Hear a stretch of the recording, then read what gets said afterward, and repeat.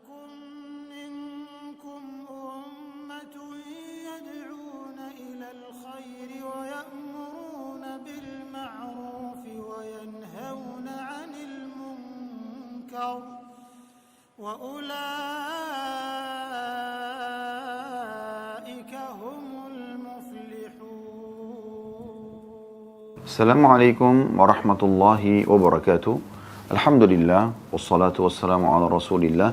Segala puji dan puja kehadiran Allah subhanahu wa ta'ala, juga salawat dan taslim kepada Nabi besar Muhammad sallallahu alaihi wa ala alihi wa sahbihi wasallam. Saudaraku seiman, kita akan coba memulai membahas dan melanjutkan insyaAllah tema kita, bedah buku Kuni Zaujatan Najihah, jadilah istri yang sukses, ya. Dan terjemahan bahasa Indonesianya menuju rumah tangga bahagia. Kita sudah membahas beberapa poin-poin bab demi bab yang dibahas oleh penulis di sini, yaitu Dr. Najla As-Sayyid Nail hafidhahullah. Beliau menulis tentang pengalamannya dan juga teori-teori agama yang dia ketahui berhubungan dengan bagaimana menjadi seorang istri yang baik, sempurna, dan juga bisa meraih dua, keridhaan sang pencipta Allah subhanahu wa ta'ala sebagai muslimah, dan juga keridhaan dan cinta suami tentunya. Baik, poin terakhir yang sempat disinggung atau kita singgung yaitu tentang masalah kebahagiaan dari mana memulainya.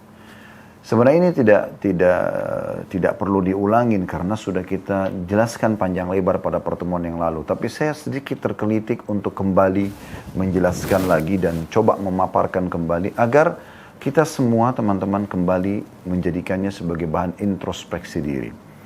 Karena kebahagiaan itu banyak orang mencarinya tapi salah jalannya, gitu. Salah jalan. Jalan yang mereka tempuh justru jalan-jalan yang jauh daripada syariat Allah subhanahu wa ta'ala. Saya bacakan dengan cara cepat saja apa yang terakhir kita pelajari. Subjudul kebahagiaan dari mana memulainya. Beliau mengatakan, kebahagiaan hakiki adalah kebahagiaan yang senantiasa menyertai kita sepanjang hidup. Selalu merasa tentram, bahagia dalam setiap keadaan. Bahkan sesudah mati sekalipun. Jadi ini yang harus difahami dulu, definisi kebahagiaan yang kita jadikan sebagai target. Bukan hanya sekedar di waktu kita lagi sehat misalnya, di waktu kita lagi kenyang, di waktu kita lagi dapat proyek dan gembira. Bukan. Tapi setiap keadaan kita selalu merasakan kebahagiaan. Bahkan sesudah kematian pun kita bisa rasakan kebahagiaan. Bagaimana poinnya? Maka beliau mengatakan, kebahagiaan itu layaknya buah yang lezat, enak rasanya dan harum baunya.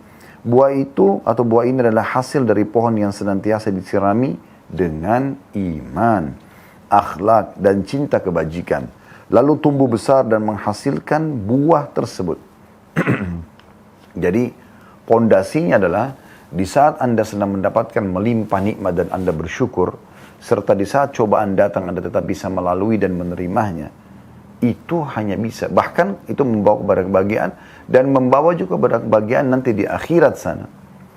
Maka ini teman-teman sekalian hanya bisa dengan keimanan. Tidak bisa dengan selain keimanan. Maka ini poin yang harus digarisbawahi, ya, tentang kebahagiaan harus di atas pondasi keimanan.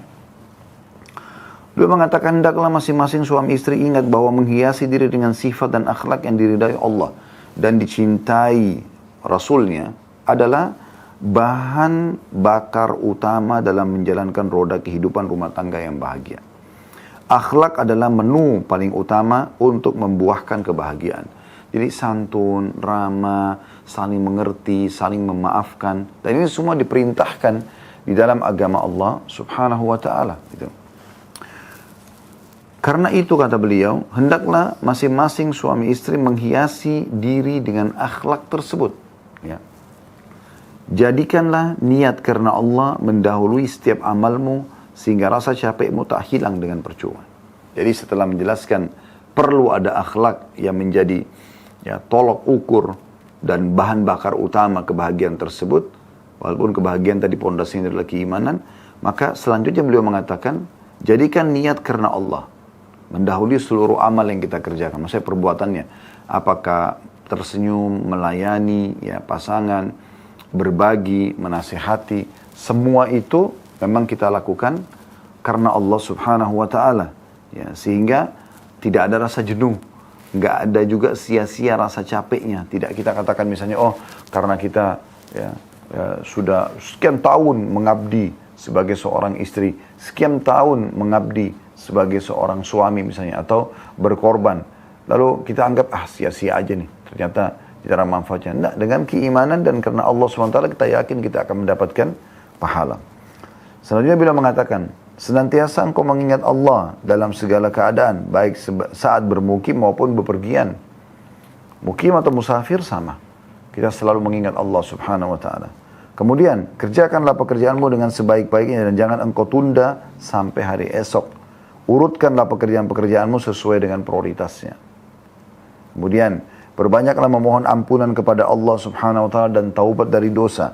Ambillah satu bagian dari malammu, sebab Allah memiliki tiupan-tiupan yang mudah-mudahan satu di antaranya membuatmu bahagia hingga hari kiamat kelak. Maksudnya, hidupkan malammu dengan sholat malam, bermunajat dengan Tuhanmu. Karena bisa saja satu malam itu sudah cukup membawamu kepada kebahagiaan nanti sampai ke akhirat. Selanjutnya, bersihkanlah hatimu. Ini paragraf demi paragraf ya. Dan beliau kasih tanda kutip. Bersihkanlah hatimu dari sifat dendam. Dan sucikan ia dari kerusakan dan kedengkian. Jadi bersihkan semua itu. Jangan sampai ada perasaan dendam. Kesalahan pasangan bukan untuk kita selalu ungkit-ungkit. Sehingga akhirnya selalu ribut rumah tangga itu. Tapi sebaliknya, kesalahan dia yang sudah dia akui, yang dia memang sudah bertaubat darinya, itu untuk kita tutup. Dalam bahasa Arabnya satr. Kata Nabi SAW, man satara musliman, satarahullahu yaumal qiyamah. Siapa yang menutupi aib seorang muslim, Allah pun akan menutupi aibnya pada hari kiamat. Apalagi pasangan kita. Apalagi pasangan kita. Kemudian kata beliau, optimislah, jangan putus asa, dan bersangka baik pada Rabbmu. Di saat kita temukan kekurangan dari pasangan, tetap kita optimis. Kalau Allah telah memilih orang ini menjadi pasangan saya, pasti ada hikmahnya. Kita bersangka baik dengan Allah Subhanahu wa ta'ala. Mungkin memang kesalahan dia ya untuk kita raih pahala dengan membantu dia meluruskannya misalnya. Atau kekurangannya dengan menyempurnakannya. Kan begitu. Kemudian selanjutnya beliau mengatakan juga paragraf yang lain. Ikutilah petunjuk, beriman dan beristiqomalah di atas perintah Allah Subhanahu wa ta'ala. Perangi hawa nafsu ya, dan syaitan. Serta jauhilah kekafiran, kefasikan, dan kemaksiatan. Terus saja beliau mengingatkan paragraf demi paragraf ya, sampai di halaman 40 ya.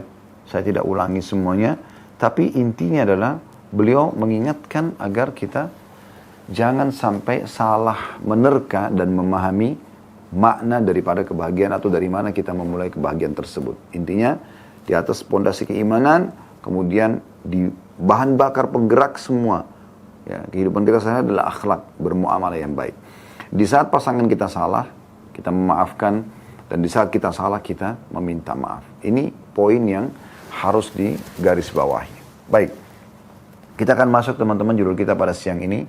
Beliau kasih subjudul di situ, bisikan cinta. Subhanallah, Allah menjadikan cinta itu indah teman-teman sekalian, sangat indah. Saking indahnya sampai orang suka selalu mau bercinta gitu, ya. Dan dijadikan sebagai bahan cerita di kalangan manusia, ya. Bahwasanya kisah cintanya si fulan, kisah cintanya si fulana misalnya, ya. Bahkan kalau ada kata-kata romantis yang tersusun, ya, itu dinukil oleh banyak orang dijadikan sebagai contoh misalnya. Karena memang Allah Subhanahu wa ta'ala menanamkan potensi itu, ada potensi untuk kita cinta dan sayang, kita suka, ya, kita perhatian, kita pun menikmati ya, pasangan kita dengan kasih sayang dan cinta yang ada itu, misalnya dengan cumbuan, dengan bercanda, dengan kata-kata yang indah. Cuma memang yang jadi masalah adalah banyak orang mengalihkan potensi ini kepada yang tidak berhak mendapatkannya. Dia selalu membisikkan, ya, baik itu bisikan secara langsung, ya, via ucapan, atau dalam bentuk tulisan yang menggugah hati, hanya saja bukan pada pasangan halalnya, ya, pada pacarnya yang haram, pada pasangan haramnya, gitu kan. Dan dia terus saja mengucapkan sayang, rindu, cinta yang diungkapkan dan meluap-luap setiap saat, gitu kan. menunjukkan begitu rindunya dia dengan pasangan haramnya, dan dia tidak pernah melakukan ini pada pasangan yang halal. Ini keliru, ini salah penempatan gitu. Harusnya potensi yang ada terasa itu, ya, ingin mengucapkan kata cinta, ingin menatap, ingin mencium, ingin meraba, ingin memeluk, ingin melakukan hubungan biologis hanya pada pasangan halal. Bahkan itu bagian daripada hal yang dianjurkan. Karena dicontohkan oleh Nabi SAW. Beliau terus saja romantis, penuh dengan kasih sayang kepada para istrinya, gitu kan. Bukan cuman pada saat ya lagi kondisi tidak haid, di saat haid pun kata Aisyah radhiyallahu anha, kami kalau sedang haid dan Rasulullah SAW ingin menggaulinya, maka beliau memerintahkan untuk kami menguatkan ikatan ya sarung kami di tempat keluarnya darah, kemudian beliau menggauli kami, bukan meletakkan kemaluan di kemaluannya, tapi masih menikmati pasangannya, masih ada keromantisan. Karena meletakkan kemaluan di kemaluan saat haid hukumnya haram dalam Islam. Sebagaimana Allah jelaskan dalam surah Al-Baqarah surah nomor 2 ayat 222. Tetapi menunjukkan bagaimana lembutnya Nabi SAW, romantisnya Nabi SAW. Dan ini banyak luput dari banyak orang yang sudah berumah tangga. Sehingga rumah tangga mereka itu terasa berlalu begitu saja. Tidak ada sesuatu yang bisa selalu memperbaharui rasa cinta yang memang harusnya terjalin, kan gitu. Harusnya terjalin. Karena kita sudah saling sepakat untuk menjadi pasangan satu sama yang lain. Ya, suka duka selalu bersama. Kalau duka, kita menghibur pasangan kita. Dan kalau suka, kita sama-sama gembira. Dan ini bagian daripada hal yang dibolehkan. Nabi SAW dalam beberapa riwayat tersenyum, tertawa dengan Aisyah, bercanda, bahkan pernah mengajak Aisyah berlomba lari, gitu kan. Nah, banyak orang tidak pernah ya setelah mereka berumah tangga mengucapkan kata-kata ini. Bahkan selalu kasar, kaku dengan pasangannya, ya. Tapi di saat dia dulu pacaran, maka sangat romantis. Atau mungkin kalau sekarang dia punya pasangan haram, dia malah romantis. Kan aneh ini. Ini penempatan potensi yang ada salah tempat, bukan pada tempatnya. Nah, ini yang ingin disinggung dalam masalah bisikan cinta. Seringnya mengucapkan bisikan cinta di kuping pasangan, menghadap ke wajah dia, memegang tangannya, ya, memeluknya misalnya, atau dalam bentuk tulisan. Ya. Ini semua hal yang dibolehkan dalam agama. Bahkan ini ya, bagian daripada hal yang tidak dianggap sia-sia. Kata Nabi SAW ada 3 hal yang tidak dianggap sia-sia. Di antaranya adalah bercandanya dan bercengkramannya suami istri. Gitu. Ya. Jadi walaupun kita semalam suntuk begadang, bercandaan tidak berdosa. Bagian daripada hal yang dibolehkan dalam syariat Allah Subhanahu Wa Taala. Ya. Kenapa orang banyak melakukannya pada pasangan haram? Mereka safar jauh-jauh, mereka masuk ke hotel. Bahkan ada orang, na'udzubillah, membayar uang yang begitu banyak, ratusan juta mungkin miliaran untuk satu kali hubungan biologis yang haram. Sementara dia melupakan pasangannya yang halal yang ada di rumah, yang jauh lebih bersih, jauh lebih suci, ya, jauh lebih siap dan untuk berkorban dalam hidupnya, ya, meluangkan waktunya meninggalkan rumah orang tuanya dan datang kepada dia. Sayang sekali gitu. Ya. Hal ini kami pernah praktekin juga teman-teman sekalian, ya. Pada saat ada pelatihan rumah tangga, manajemen rumah tangga Islami, ada salah satu materi dalam daurah itu, perbaharui cintamu. Subhanallah, setelah kami ungkapkan banyak dalil-dalil, dan saya coba buat pelatihan di hotel pada saat itu karena hari Jumat sampai hari Ahad, ya, kami coba mengadakan daurah, dan nanti anda akan lihat insya Allah di medsos kami akan angkat. Sekarang sudah, alhamdulillah pandemi sudah berlalu dan kita menuju ke endemi, dan kita insya Allah sudah mulai normal, ya. Nanti akan kami buat lagi daurah-daurah, anda bisa ikut partisipasi bersama kami supaya anda tahu bagaimana isi daurah itu. Intinya teman-teman sekalian, pada saat itu cukup banyak, ada puluhan bahkan mungkin ratusan keluarga yang ikut bersama kami. Anak-anaknya kami buatkan program sendiri. Mereka hafal beberapa doa-doa, ayat-ayat Al-Quran. Mereka bermain bersama, ada gurunya insya Allah yang kami panggil dalam daurah itu. Sementara ibu bapaknya kami yang godok insya Allah di situ. Nah, salah satu kegiatan pada saat itu, kami coba mengetes apakah selama ini, setelah berumah tangga 5 tahun, 10 tahun, 15 tahun, 20 tahun, Mereka perbaharui nggak sih bisikan-bisikan cinta ini? Ternyata teman-teman sekalian mengagetkan hasilnya 90% lebih mereka yang ikut daurah itu tidak melakukan itu. Baik dari pihak suami ataupun dari pihak istri. Mereka selalu menganggap begitu selesai nikah, ya udah kayak teman saja gitu. Padahal sebenarnya harusnya ini menjadi, kalaupun teman-teman istimewa gitu ya. Yang kita bisa setiap saat memperbaharui hubungan baik dengan dia gitu. Saya minta panitia hotel pada saat itu menyiapkan meja, kemudian beberapa meja dan ada minuman di situ, 2 gelas. Mereka duduk suami istri ini dan masing-masing di meja suami dan istri ada kertas. Ya.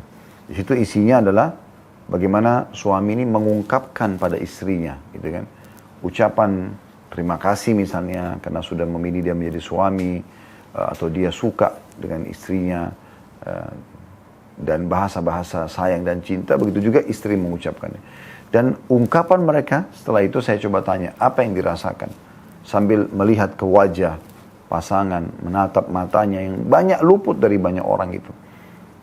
Akhirnya ungkapan mereka, kami belum pernah bahkan melakukan ini. Dan seperti agak kaku akhirnya pada saat mau melakukan, karena memang tidak biasa gitu ya. Padahal sebenarnya ini bagian daripada hal yang dianjurkan. Bukankah Nabi SAW luar biasa gitu. Beliau menekankan atau mencontohkan masalah ini sampai beliau berkata kepada Aisyah, wahai Aisyah, kalau seandainya engkau meninggal ya, lebih dulu daripada aku akan mengurus semua jenazahmu.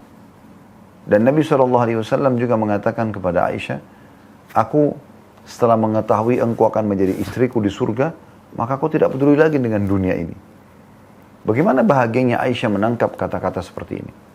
Bagaimana Nabi SAW kalau mau minum dan kebetulan di depannya ada Aisyah lagi minum, sengaja meminum bekas minuman Aisyah dan bekas bibirnya Aisyah radhiyallahu anha. Jadi bagaimana memperbaharui semua itu di dalam kehidupan sehingga mau 10 tahun, mau 15 tahun, mau 50 tahun tetap saja terasa selalu hidup itu baru. Cinta itu baru. Nah ini yang disinggung pada kesempatan ini tentunya dalam subbab khusus ya. Saya akan bacakan apa yang ditulis oleh Dr. Najla.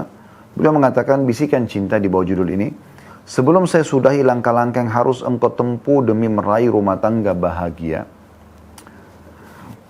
bacalah surat yang berasal dari suami pencelah berikut ini. Mudah-mudahan cakrawala terbuka di hadapanmu sehingga engkau bisa berinteraksi dengan suamimu secara baik. Jadi beliau nanti akan paparkan surat ya. Selain itu aku juga hadiahkan kepadamu sekuntum nasihat dari orang-orang terdahulu yang diperuntukkan bagi kaum perempuan agar mereka berbahagia bersama suami mereka. Juga seuntai pendapat tentang perempuan terbaik. Hal ini menunjukkan betapa urgensinya tema ini dan betapa sibuknya benak orang-orang terdahulu setelah mereka mengetahui urgensi membangun keluarga bahagia lagi saleh.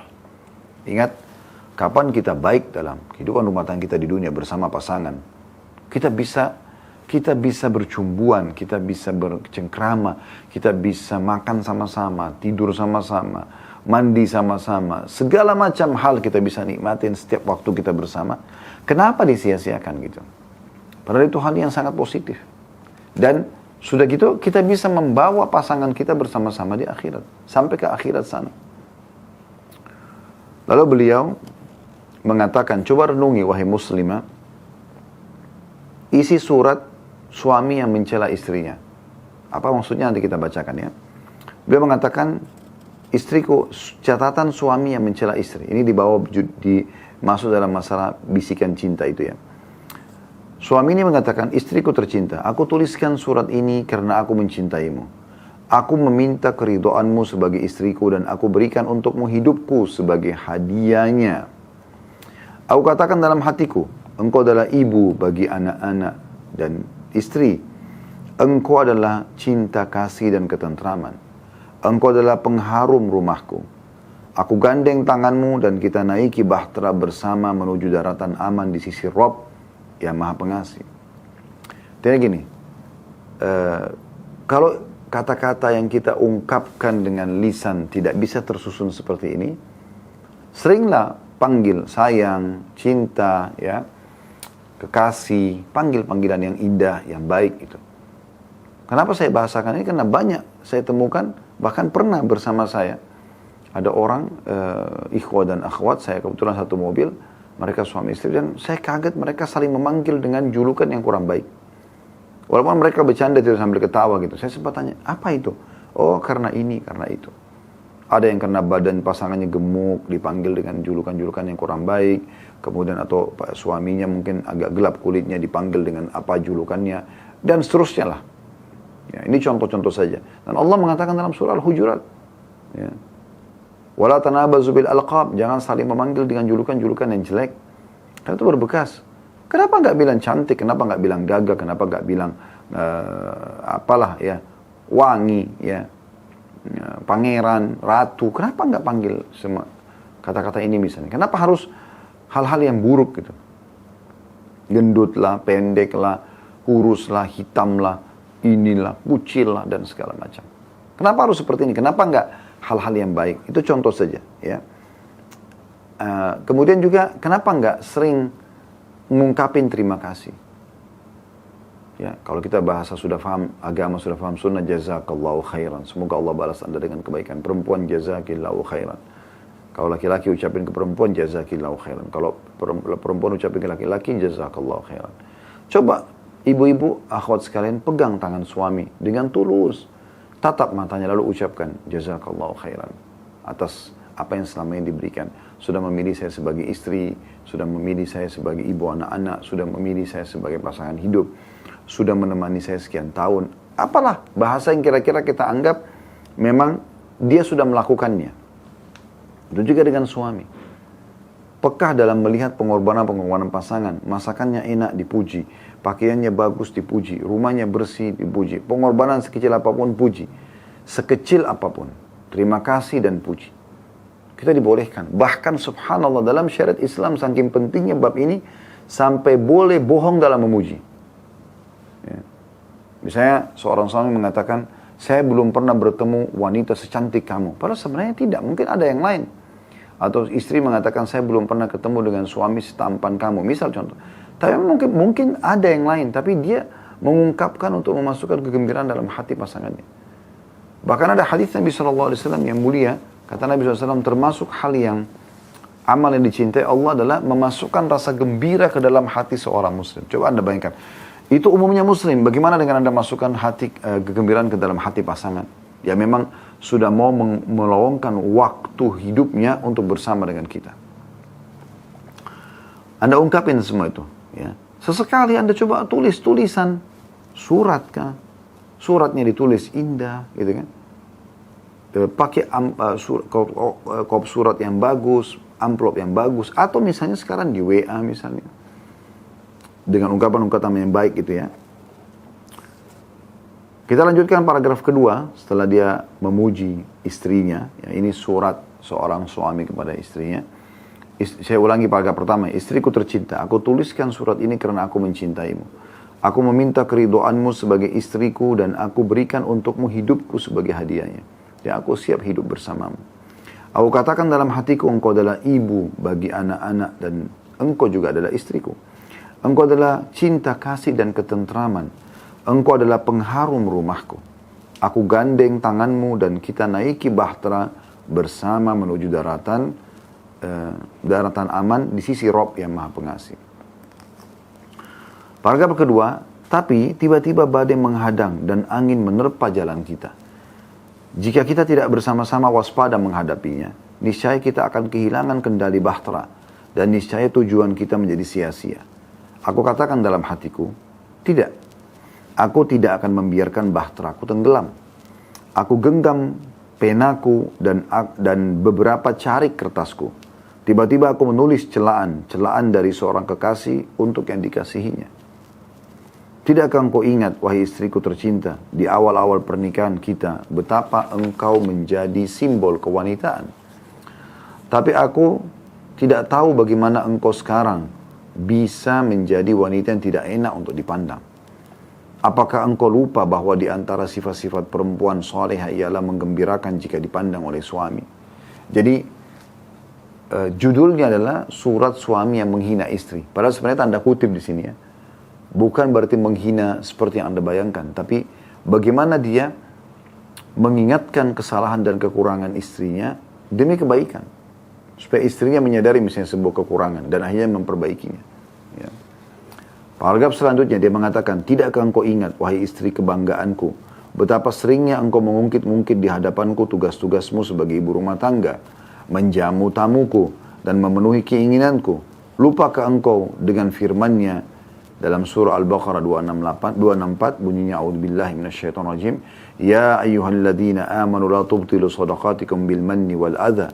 Wahai orang-orang beriman, janganlah engkau hapuskan pahala sedekah-sedekahmu dengan mengungkit-ungkitnya dan perbuatan tercelahmu. Jadi maksudnya paragraf yang pertama tadi adalah singgungan yang pertama ya pada istrinya. Kenapa dulu waktu awal menikah kau coba menjadi wanita? Kau tampil dengan kelembutanmu, kau tampil dengan penampilanmu agar bisa meraih hatiku. Tapi kenapa sekarang sudah berubah? Sudah tidak peduli lagi dengan penampilanmu, tidak peduli lagi apakah suamimu suka atau tidak. Bukankah kau mengingat atau tidakkah kau mengingat hadis Nabi SAW bahwasanya wanita hari surga wanita yang nyaman dipandang oleh suaminya? Ya. Kemudian selanjutnya dia mengingatkan juga istrinya tentang masalah jangan ungkit-ungkit pemberian. Kalau istri lebih kaya, istri lebih tinggi pendidikannya atau ada pengorbanan buat suami, jangan dia ungkit-ungkit. Ya udah dia sudah lakukan, Allah sudah catat. Maka dia sampaikan. Tidak perlu dia mengatakan, saya kan sudah berkorban jadi istri kamu 10 tahun misalnya. Enggak.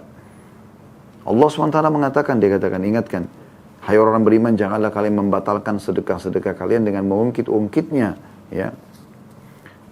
Dan juga perbuatan cercelahmu, maksudnya mencelah orang-orang yang sudah diberi.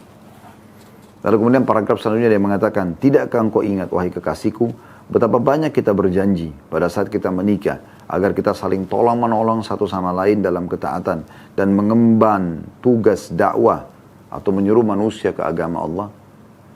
Cita-cita kita adalah umat Islam, dan mendidik anak-anak kita dengan pendidikan Islam. Namun tiba-tiba kita disibukkan oleh berbagai mode pakaian, model rambut, mencukur bulu badan, mengecat rambut, dan mendapat harta dari sumber mana saja. Maksudnya di sini singgungannya. Kenapa tiba-tiba semua kesibukan dunia ini membuat janji-janji kita untuk sama-sama beribadah tidak bisa dipenuhi. Ya, di sini juga bisa kita ambil pelajaran. Kalau seandainya Anda belum pernah janjian dengan pasangan untuk sama-sama beribadah, coba buat sekarang komitmen untuk sama-sama ibadah. Umroh sama-sama, haji sama-sama, sholat malam sama-sama. Coba duduk merenungi beberapa ayat sama-sama, mendengarkan ceramah sama-sama. Supaya ada keimanan yang muncul di antara pasangan suami istri. Kemudian paragraf selanjutnya dia mengatakan, tidakkah engkau ingat wahai kekasihku, betapa banyak kekesalanmu dan ketidakpuasanmu dengan rezeki yang Allah berikan kepadamu. Apakah aku harus mencari yang haram demi merealisasikan segala keinginanmu? Dan apakah engkau lupa dengan seorang wanita yang berkata kepada suaminya, bertakwalah kepada Allah, berkenan dengan urusan kami. Kami bisa bersabar menghadapi kelaparan, tapi kami tidak bisa bersabar menghadapi neraka. Paragraf ini maksudnya si suami menyinggung di sini istrinya. Kalau selama ini apa yang aku berikan itulah kemampuanku. Jangan kamu hina pemberianku. Karena itu kemampuanku, tapi aku coba berusaha memberikan yang terbaik. Tapi kadang-kadang kamu kesal dengan ada permintaanmu, keinginanmu yang belum sempat aku penuhi, gitu kan? Maka tidakkah kau ingat statement sebagian ulama salaf yang mengatakan, ya, istri-istri mereka berkata, ingatlah, ya, jangan datangkan kepada kami kecuali sumber halal. Bertakwalah kepada Allah tentang urusan kami. Jadi datang nanti bawa makanan, bawa pendapatan, minuman, ini semua yang bisa menyelamatkan kami, ya, dari azab Allah. Kami bisa bersabar dengan kelaparan, tapi kami tidak bisa sabar dengan api neraka. Apa kau tidak merenungi semua itu? Paragraf selanjutnya, apakah engkau ingat berapa banyak aku terbangun dari tidur di malam hari, ternyata engkau sedang asyik menonton film dan nyanyian. Bukankah lebih baik bagimu untuk berzikir kepada Allah dan mengerjakan sholat 2 rakaat pada malam hari saat orang-orang sedang tidur karena kegelapan kubur, atau tidur lebih dini sehingga kita luput dari sholat subuh? Artinya di sini bagaimana dia mengingatkan kelalaian istrinya. Kesannya menghina, padahal sebenarnya bukan. Kenapa di sini dikasih judul oleh penulis di sini surat catatan suami yang mencela istrinya. Sebenarnya bukan mencela, maksud dia banyak istri yang memahami setiap kali nasihatin orang itu mencela. Bukan mencela. Justru jangan buka bisikan syaitan di bab ini. Seakan-akan kalau pasangan kita memberikan masukan, berarti saya dicela. Ini juga terjadi pada sebaliknya. Ada juga di antara suami begitu. Mereka dikasih masukan-masukan, tapi mereka anggap itu celaan. Padahal sebenarnya tidak seperti itu. Atau istrinya mau menguasai dia, tidak. Atau suaminya mau menguasai dia, tidak. Kita coba ambil pesannya, apa yang disampaikan. Kalau kebaikan, berarti memang dia inginkan kebaikan buat kita. Ya. Itu poin penting. Mungkin ada waktu di mana Anda dulu hidup berbeda kondisinya. Jauh dari agama misalnya. Sekarang sudah dekat dengan agama. Jangan merasa risih pada saat pasangan kita tiba-tiba berubah dan memberikan nasihat yang baik. Kenapa? Kenapa kita mengatakan, saya juga tahu kok masa lalu kamu. Enggak. Justru, alhamdulillah ya pasangan saya sekarang sudah baik. Rangkul dia. Raih tangannya. Ya. Sama-sama membangun kebaikan-kebaikan itu. Tidak ada kata terlambat. Mulai dari sekarang. Lalu beliau mengatakan juga di paragraf selanjutnya, apakah engkau ingat kekasihku? Ketika engkau keluar dari rumah berkunjung ke keluargamu tanpa seizinku, juga ketika engkau memasukkan seseorang teman wanitamu ke dalam rumah, padahal aku telah melarangmu untuk melakukannya, apakah engkau lupa bahwa itu adalah hakku? Maksudnya, bukankah harus ya difahami bahwasanya, walaupun itu rumah kamu, misalnya, apalagi kalau rumah suami ya, tetap saja dalam syariat Islam, wanita harus izin dari suaminya. Gitu kan? Izin, dalam arti kata, izin kalau mau memasukkan orang ke dalam rumah. Izin kalau mau melakukan sebuah aktivitas. Ketemu sama siapa, keluar kemana. Karena memang agama Allah memerintahkan seperti itu. Di sini suaminya mengingatkan kembali. Banyak istri anggap ini pencelaan. Gimana sih? Saya kan orang sibuk. Saya kan wanita karir. Saya kan begini dan begitu. Nah, harusnya bisa mengerti. Oh ya, terima kasih masukannya misalnya. Ya, saya coba perbaikin. Kemudian dia betul-betul serius untuk memperbaiki, untuk meraih hati pasangannya. Karena ingat teman-teman, saya sudah sering bahasakan dari awal bedah buku kita. Prestasi tertinggi bagi seorang wanita pada saat dia menjadi istri. Laki-laki juga begitu pada saat dia jadi suami. Pelengkapan dan penyempurnanya adalah seorang istri menjadi ibu dan seorang suami menjadi ayah. Kalau sudah dua julukan Anda dapat ini, Anda sudah sempurna dalam kehidupan Anda. Walaupun kurang dari sisi materi, titel akademik, nggak penting semua itu. Sudah kita kasih contoh kan? Kalau seandainya ada seorang wanita, cantik sekali. Punya paras wajah yang cantik, bodinya ideal, kulitnya putih, rambutnya bagus, dan segala macam lah. Kemudian titelnya bertumpuk, bahkan sudah doktor, misalnya di bidangnya. Kaya raya misalnya. Berprestasi, punya banyak perusahaan misalnya. Tapi begitu ditanya, sudah menikah, dia bilang belum, maka langsung jatuh di mata orang. Sebaliknya kalau ada orang biasa saja, ekonominya biasa, tapi begitu ditanya, sudah menikah, mungkin paras wajahnya juga biasa, fisiknya juga biasa. Lalu dikatakan, iya saya sudah menikah. Apalagi kalau sudah bawa anak, dihormati oleh orang, secara langsung. Secara otomatis gitu. Ya. Berarti ada yang memilihnya menjadi istri, gitu kan. Seperti itu. Kemudian paragraf selanjutnya beliau mengatakan, apakah engkau ingat kekasihku, ketika keluargaku dan teman-temanku berkunjung, engkau justru berkerut wajah, kedua kakimu terasa berat dan bermuka muasam. Bahkan meskipun engkau menghidangkan untuk mereka makanan yang paling baik dan paling menggugah selera, tapi semua itu menjadi sia-sia karena mukamu yang masam itu.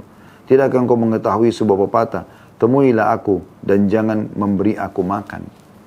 Maksudnya di sini dia menyinggung juga bagaimana istrinya kalau menjamu keluarganya atau menyambut misalnya orang tua suaminya, mertua lah ya, atau saudaranya, ipar misalnya, ya, atau keluarga-keluarga umumnya datang, biasa cemberut, tidak mau. Ya, dia ingin waktu saya berdua dengan suaminya, berdua saja sama istrinya, sehingga akhirnya tidak ada waktu untuk kerabat, eksklusif selama 10 tahun. Nah, ini juga aneh, ya, karena pasti tidak mungkin kita menghapus status orang tua pasangan kita, mustahil gitu. Tetap aja itu akan menjadi ibu dan ayah pasangan kita. Maka jamu, ya, kerabat dia sebaik mungkin yang kita mampu. Ya. Lalu dia mengatakan, kekasihku, tak henti-hentinya aku katakan kepadamu dengan sepenuh hati bahwa aku mencintaimu. Aku berharap bahwa kita bisa bersama-sama menggapai keridhaan Allah yang Maha Pengasih. Mungkin aku pernah melakukan kesalahan yang berkaitan dengan hakmu berapa kali. Barangkali aku tidak menyadari keteledoran-keteledoranku itu pada sebagian kewajiban, perasaan, dan kepekaan. Ini adalah ajakan untukmu agar engkau menulis surat balasan kepadaku. Ungkapkanlah semua yang mengganjal di benakmu, sebab tujuan kita berdua sama. Dan kita juga menaiki bahtera dan menuju tujuan yang sama pula. Tujuan kita ialah bersanding di dunia dan di akhirat di taman-taman surga Aden. Jangan biarkan badai mengombang-ambingkan kita ke jalan yang tidak kita kenal. Saya juga dalam pelatihan yang saya bahasakan itu. Subhanallah, saya pernah suruh minta peserta ikhwanya, kebetulan ada pemisah insya Allah sutra ya, atau pemisah gorden lah ya, di ruangan auditorium yang kami pakai, pas di depan saya ikhwanya, bapak-bapaknya, dan akhwatnya di sebelah sisi yang lainnya gitu kan. Mereka bisa melihat dari layar ya.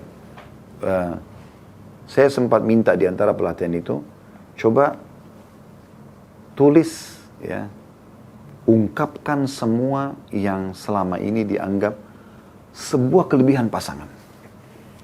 Coba tulis, apa saja gitu, kelebihan pasangan yang selama ini Anda merasa puas sekali. Misal contoh, seorang suami selalu puas dengan masakan istrinya, penataan rumahnya, penampilan pakaiannya, tutur katanya, misalnya. Ya, apalah gitu. Ungkapin semua, coba susun, ingat satu persatu. Susun sebanyak mungkin yang Anda bisa. Sudah selesai? Coba tulis, saya berikan waktu beberapa menit, tulis semua, 1, 2, 3, 4, coba ingat semaksimal mungkin.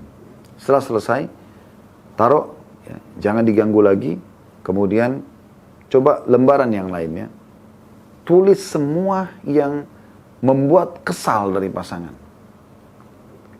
Apa saja. Tuangkan semua.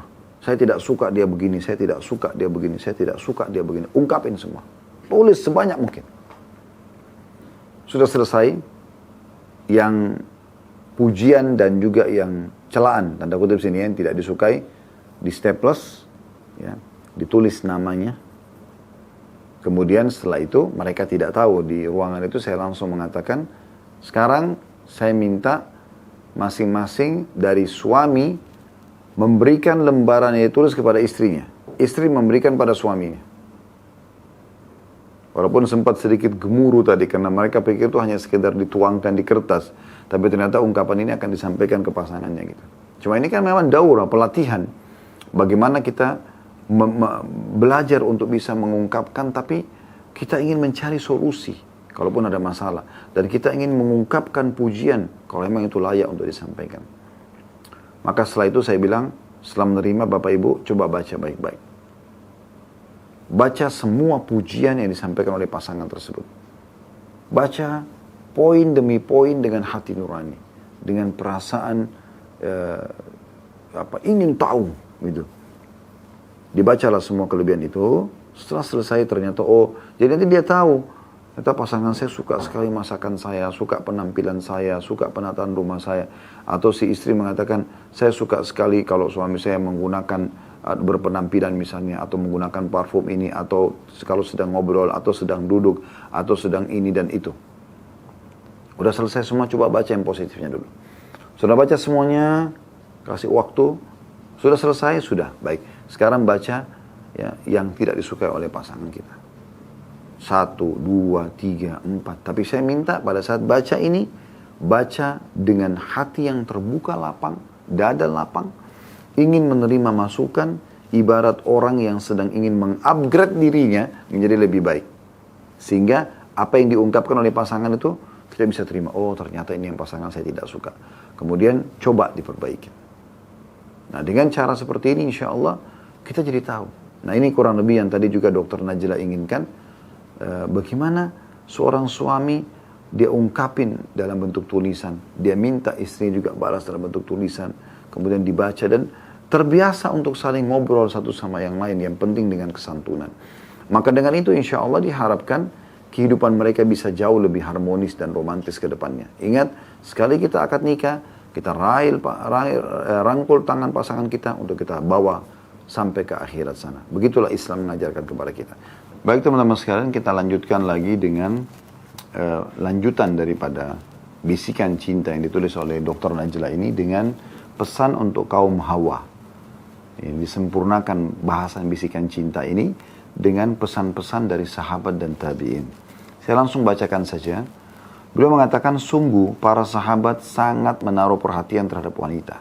Sahabat-sahabat Nabi Ridwanullah alaihim. Mereka mengetahui kedudukannya, mendidiknya dengan baik, dan menyampaikan nasihat kepadanya agar ia menjadi istri dan ibu yang salihah. Ya. Jadi saya ulangi, sungguh para sahabat Nabi, ya, itu menaruh perhatian khusus terhadap wanita. Mereka mengetahui kedudukannya, mendidiknya dengan baik, dan menyampaikan nasihat kepadanya agar ia menjadi istri dan ibu yang salihah. Perhatikan, istri dan ibu yang salihah, bukan gelar yang lain. Inilah Ibnu Kharijah Al-Farazi memberi nasihat kepada putrinya yang hendak menikah. Ia berkata, wahai putriku, kaum wanita itu lebih berhak dengan etikamu dariku. Kaum wanita itu lebih berhak dengan etikamu daripadaku. Karena itu engkau harus diajari tata cara beretika. Maksudnya kalau ada etika-etika yang baik, walaupun aku ibumu, harus kau lebih memilih etika-etika yang baik itu. Mungkin aku tidak memilikinya. Jadilah engkau budak bagi suamimu. Niscaya ia akan menjadi budak bagimu. Tanda kutip di sini ya. Maksudnya kau sibuk melayani suamimu, suamimu akan sibuk memenuhi kebutuhanmu. Kan gitu. Janganlah engkau selalu berada di dekatnya karena ia akan menjemuhkan. Dan jangan pula terlalu jauh darinya karena engkau justru akan membebaninya. Dan ia akan membebanimu. Berimbang di antaranya. Bukan juga setiap saat selalu bersama gitu. Karena kebersamaan yang terus saja ini membuat juga kejenuhan. Contoh misal, Anda wahai muslim harus memahami, kami kaum laki-laki, di saat kita sedang bersama, kami akan coba maksimalkan waktu itu. Tapi di saat kami sudah keluar untuk bekerja, maka yang jadi di benak kami itu adalah pekerjaan. Mungkin sebagian istri berpikir, oh kalau dia konteks suaminya berarti bentuk perhatian. Padahal sebenarnya tidak seperti itu. Suami akan berpikir, karena dia pakai akal. Tadi kan baru ketemu, kok telepon lagi? Misal contoh, bukan tidak mau ditelepon ya, tapi dia ingin menyelesaikan pekerjaannya, dan dia ingin memberikan semua haknya gitu. Itu yang ada di benak laki-laki. Kadang-kadang perempuan kalau tidak memahami ini, karena dia tersentuh perasaannya, atau pakai perasaan, dia akan mengatakan, oh berarti sudah tidak perhatian sama saya ini. Kok berubah sih? Padahal sebenarnya bukan masalah berubah. Mirip kasus juga, ini kasus-kasus lapangan sebenarnya, tapi bisa Anda tarik dalam realita kehidupan Anda. Kadang-kadang laki-laki itu sering memang dominan akal ya. Jadi kalau Anda sedang telepon, bukan hanya sekitar menanyakan kabar atau misalnya kangen, Anda menyampaikan sebuah permasalahan. Anak sakit kah, rumah ada yang bocor kah, listrik mati kah, apalah keran air yang rusak, atau apa saja Anda sedang keluhkan kepada suami lagi di tempat kerja. Maka mungkin biasanya dia sering mengatakan sayang, baik sayang dan segala macam. Mungkin karena beratnya permasalahan Anda sampaikan, laki-laki itu begitu kalau mendengar masalah dari istrinya, otaknya sudah jalan kemana-mana untuk memikirkan jalan keluarnya. Jadi sambil ngobrol sambil memikirkan tuh siapa yang akan dia kontak, kira-kira berapa biaya yang mungkin dia harus persiapkan dan segala macam. Jadi mungkin dia tidak sempat bilang sayang, dia mengatakan baiklah saya urus sekarang ya, assalamualaikum, misalnya buru-buru. Karena memang dia harus memberikan solusi terbaik buat istrinya segera, ya apalagi kalau padam listrik misalnya atau yang lainnya. Dan juga dia punya pekerjaan harus dia selesaikan di kantornya, gitu kan. Tapi perempuan yang tidak mengerti ini sering kali mengatakan, kok dia buru-buru sih? Tiba-tiba WA setelah itu, kok buru-buru sih teleponnya? Kok begini sih? Padahal sebenarnya tujuannya untuk Anda kebaikan. Nah ini penting untuk digarisbawahi. Maka nasihat ini penting sekali. Ya. Jadi bukan berarti sini jangan bersama-sama, kalau lagi di rumah ya sama-sama. Nggak masalah, temani dia. Apapun yang dia butuh gitu kan. Jangan juga terlalu cuek, sehingga tidak ada sama sekali informasi. Makanya minimal kalau keluar izin, atau misalnya kirimkan perhatian khusus, misalnya gambar bunga kah, cinta kah atau apa yang sedikit mungkin, oh iya istri saya sedang mengingat saya, oh iya suami saya sedang mengingat saya misalnya. Baik, kemudian dia mengatakan lagi, saya ulangi nasihatnya, wahai putriku, ini kata Ibnu Kharijah ya, ini si ayah ini menasihati putrinya ya. Dia mengatakan, wahai putriku, kaum wanita lebih berhak dengan etikamu daripada aku. Karena ayah kan punya hak untuk menasihati anaknya ya. Dan dia adalah pemilik anaknya sebenarnya. Tapi kalau ada wanita-wanita yang faham tentang etika wanita, maka boleh kau dengarkan. Karena mereka lebih bisa mungkin menjelaskan kepada kamu. Karena itu engkau harus diajari tata cara beretika. Jadilah engkau budak bagi suamimu, niscaya dia akan menjadi budak bagimu. Di sini tanda kutip budaknya ya. Yaitu layani dia dengan maksimal, dia juga akan kembali respon yang sama. Janganlah engkau selalu berada di dekatnya karena ia akan menjemukan ya. Dia akan menjemukanmu, dan jangan pula terlalu jauh darinya karena engkau justru akan membebani dan ia juga akan membebanimu. Jadi selalu ada pengaturan waktu yang tepat. Kemudian selanjutnya, jadilah engkau seperti apa yang engkau katakan pada ibumu, maafkanlah aku, maka engkau akan mendapat cintaku. Dan janganlah berbicara di depanku ketika aku sedang marah. Jadilah engkau seperti apa yang engkau katakan pada ibumu, maafkanlah aku. Ya. Karena atau maka engkau akan mendapatkan cintaku, dan janganlah berbicara di depanku ketika aku sedang marah. Karena apabila cinta dan kedengkian menyatu dalam hati, maka cinta akan lenyap. Ya. Jadi maksudnya, kalau kamu sedang berbicara, maka kalau ada yang salah, maafkan. Kalau sedang emosi, jangan dibalas. Ya. Kalau pasangan lagi emosional, lagi tidak bisa kontrol ya emosinya, duduk santai aja. Dia mau ngomong apapun, biarkan saja. Kalau sudah tenang, baru kita tanyakan baik-baik. Itu akan memberikan jalan keluar. Karena kalau orang lagi emosi, dikuasai oleh syaitan. Gitu kan? Kemudian nasihat yang lain, putri seorang tabi'i, Abu Asad Ad-Duali, datang kepada ayahnya setelah ia dinikahkan. Ia berkata, wahai ayah, aku tidak ingin berpisah denganmu. Tapi berhubung engkau telah menikahkanku, maka berpesanlah kepadaku. Sang ayah pun berkata, engkau tidak akan memperoleh apa yang ada di sisinya kecuali dengan kelemah lembutan. Ketahuilah bahwa parfum yang terbaik adalah air. Ini nasihat seorang laki-laki di posisi ayah buat anak perempuannya yang baru menikah. Anak perempuannya berat berpisah dengan dia, tapi sudah dinikahkan. Dia mengatakan, sekarang saya akan pergi dengan laki-laki asing nih. Bukan seperti anda ayah saya. Apa kira-kira yang pesannya apa? Maka dua pesan sederhana bagi setiap wanita, kalau faham ini, dia bisa meraih hati suaminya. Yang pertama, kata ayahnya, ketahuilah engkau tidak akan bisa meraih hati suamimu kecuali dengan kelemah lembutanmu. Maknanya apa? Tidak ada gunanya mata melotot, intonasi suara yang besar. Ya. Apalagi kalau sampai tangan yang melayang mau memukul suami, ini nggak masuk akal. Sangat tidak masuk akal. Ingat, suami dan laki-laki itu jauh lebih kuat daripada anda. Allah sudah kasih itu. Kalau anda pecahkan piring satu, dia bisa pecahkan satu rak. Anda banting pintu, dia bisa rubuhkan pintu. Anda mukul, dia bisa mukul juga. Dan ini berbahaya. Bukan dengan cara seperti itu. Allah tidak berikan anda kekuatan itu supaya jangan anda lakukan. Kalau anda hadapi suami seperti pola laki-laki, intonasi yang besar, yang keras, marah-marah, apalagi pakai tangan, nah ini dia akan hadapi anda seperti menghadapi laki-laki. Makanya jangan heran dengan memar-memar wajahnya, matanya kena tonjok-tonjokan, ini aneh ini. Kenapa nggak beli ring tinju sekalian gitu? Ya.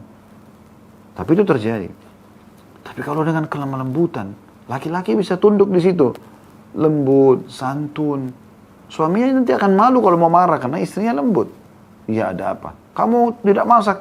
Iya, maaf ya, saya lupa. Selesaikan. Daripada, kenapa sih nggak ngerti ya? Saya kan punya anak bayi, saya nggak bisa masak. Ribut akhirnya. Dan sudah cukup 2 hari, 3 hari, 1 minggu tidak berhubungan biologis yang merupakan pahala besar. Dan rusak romantisan yang sudah dibangun. Dan kemudian wasiat yang kedua dikatakan, ketahuilah parfum terbaik adalah air. Sering mandi. Ya. Bersihkan tubuhmu. Sehingga setiap kali suami dekat, selalu mendapati kau itu layak untuk digauli.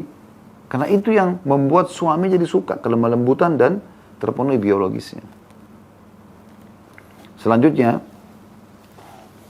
beliau mengatakan betapa mengagumkan pesan itu. Seorang wanita Badui, jadi sudah selesai tadi nasihat ya, seorang ayah kepada putrinya. Sekarang yang lain adalah seorang wanita Badui berpesan kepada putrinya yang hendak menikah. Wanita Badui di padang pasir. Bukan orang kota seperti kita, hidup di kota, pendidikannya tinggi, ya, segala macam. Bahkan sudah lebih mengenal banyak jenis kosmetika, lebih bisa berdandan dan segala macam. Apa yang dia katakan? Wahai putriku, seandainya pesan itu ditinggalkan untuk kemuliaan adab, niscaya aku meninggalkannya untukmu. Tapi pesan adalah peringatan bagi orang yang lalai dan bantuan bagi orang yang berakal. Seandainya wanita tidak membutuhkan suami, karena kedua orang tuanya masih berkecukupan dan masih membutuhkannya, niscaya akulah orang yang paling tidak membutuhkannya. Hanya saja, wanita itu diciptakan untuk laki-laki, dan laki-laki diciptakan untuk wanita. Maksudnya, kalau seandainya boleh pilih orang tua sama suami, aku akan pilih orang tua. Tapi memang Allah ciptakan harus ada suami. Gitu kan? Wahai putriku, engkau akan berpisah dengan lingkungan tempat engkau lahir dan beralih kepada kehidupan keluarga yang belum engkau kenal dan teman yang belum engkau akrabi. Keluarga suamimu nanti kau tidak kenal. Suamimu ini juga belum kamu tahu sebelumnya. Gitu. Suamimu dengan kekuasaannya adalah pengawas dan raja atasmu. Maka jadilah engkau sebagai abdi, orang yang mengabdi. Niscaya ia akan menjadi abdimu pula, yang mengabdi juga untukmu. Peliharalah untuknya 10 perkara. Niscaya hal itu akan menjadi kekayaan bagimu. Pertama dan kedua, tunduklah kepadanya dengan penuh sifat qanaah, merasa cukup. Serta dengarkan dan patuh kepadanya. Itu pesan pertama dan kedua. Tunduk kepadanya, apa saja yang dia bilang, iya, selama bukan haram dalam agama. Dan yang kedua, sifat qanaah. Selalu merasa cukup dengan apa yang suami kasih. Ketiga dan keempat. Yang ketiga, perhatikanlah mata dan hidungnya. Jangan sampai matanya melihat sesuatu keburukan pun darimu. Dan jangan sampai hidungnya mencium darimu kecuali aroma yang paling harum. Jadi yang ketiga adalah matanya. Yang keempat adalah hidungnya.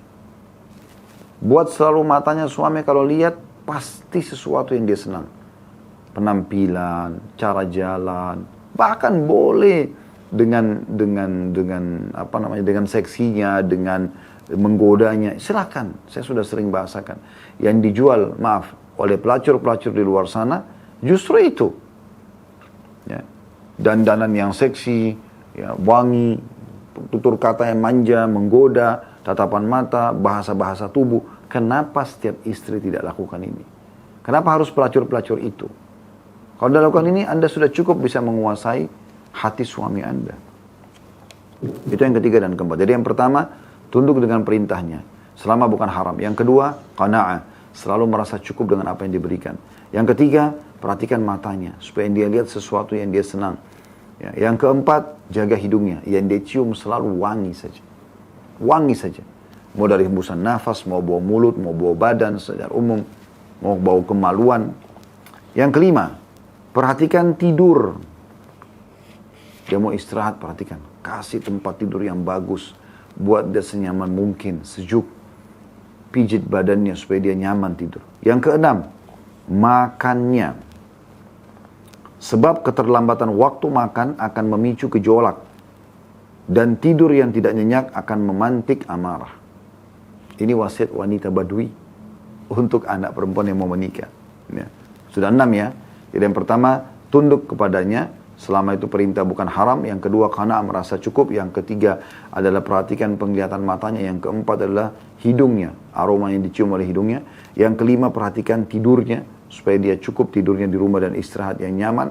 Ya, jangan ganggu di saat istirahat. Yang keenam, ya, jaga makannya. Makanan yang paling dia sukai. Yang ketujuh, jagalah hartanya. Apa yang dititipkan, apa yang diamanahkan. Ya. Kemudian yang kedelapan, jaga tali kekeluargaannya, kerabat-kerabatnya. Inti perkara berkenaan dengan harta ialah menentukan dengan baik. pengeluarannya diatur dengan baik. Ya. Sedangkan yang berkenaan dengan keluarga adalah yang mengatur juga dengan baik. Ya, silaturahimnya dan seterusnya. Yang kesembilan dan yang kesepuluh. Yang kesembilan, janganlah menentang perintahnya. Jadi selain tadi yang pertama patuh, juga poin lain jangan menentang. Karena ada orang mungkin dia patuh kerjakan tapi gerutu. Enggak, ini enggak. Ya, yang kesembilan. Yang kesepuluh, jangan pula menyebarkan rahasianya.